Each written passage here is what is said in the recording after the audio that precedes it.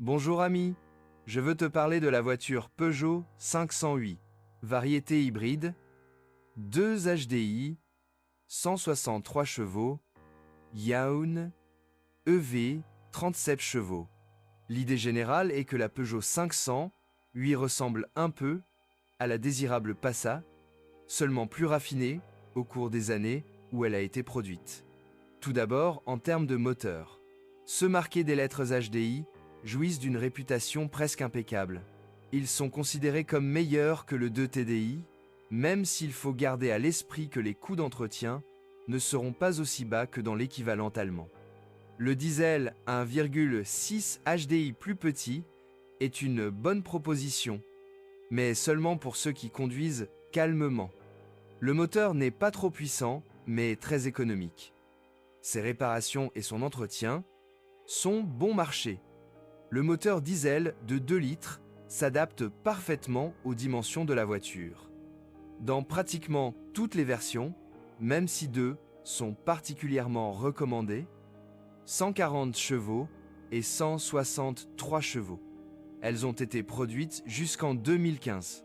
Elles ont ensuite été remplacées par des versions de 150 et 180 chevaux marquées Blue HDI, qui répondent à la norme anti-pollution Euro 6 et sont équipées d'un système SCR. Ce sont toujours de très bons moteurs, mais plus risqués et plus coûteux à exploiter. Le seul problème vraiment sérieux du modèle est le manque de bons moteurs à essence. L'unité de base 1,6 VTI n'est tout simplement pas adaptée à la voiture et est également défectueuse. Après le lifting, il a disparu de l'offre. Le 1, 6 THP turbocompressé, a des performances adéquates, mais n'en présente pas moins de défauts. Les problèmes des 2 moteurs concernent la zone de distribution. De plus, des dépôts de carbone s'accumulent souvent dans le THP. Et, lors d'une conduite intensive, l'huile disparaît en un clin d'œil. Même un moteur sans problème technique peut consommer plus d'1 litre d'huile pour un 0 chevaux, c'est ainsi. Malheureusement, tous les utilisateurs ne sont pas au courant de ce problème, de nombreux moteurs sont donc grippés ou sur le point de le devenir. Il est intéressant de noter que le moteur THP est une bonne proposition, surtout la version 165 chevaux, mais uniquement pour les personnes connaissant la technique et ayant accès à un bon service.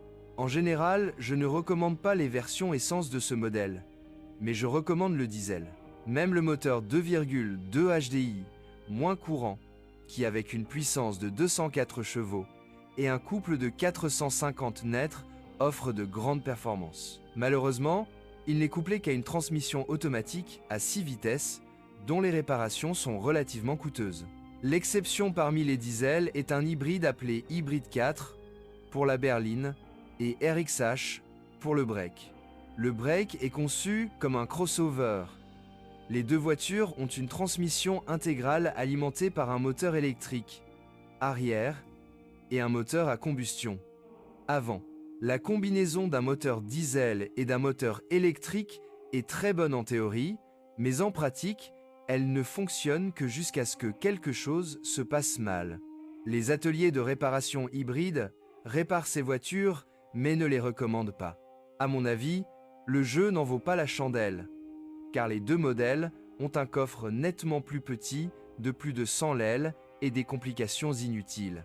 De toute façon, la transmission intégrale ne présente aucun avantage majeur. Si vous aimez le modèle RXH, il est préférable de choisir la variante post-lifting sans la propulsion hybride. Quelques mots supplémentaires sur la suspension, qui dans la version standard se compose de jambes de force McPherson à l'avant et d'un essieu arrière multibras. C'est peu coûteux à réparer, donc pas de souci. Cependant, les versions GT ont un design différent à l'avant. Pour améliorer la maniabilité, un système de bras transversal et une fusée d'essieu séparée de l'amortisseur ont été utilisés.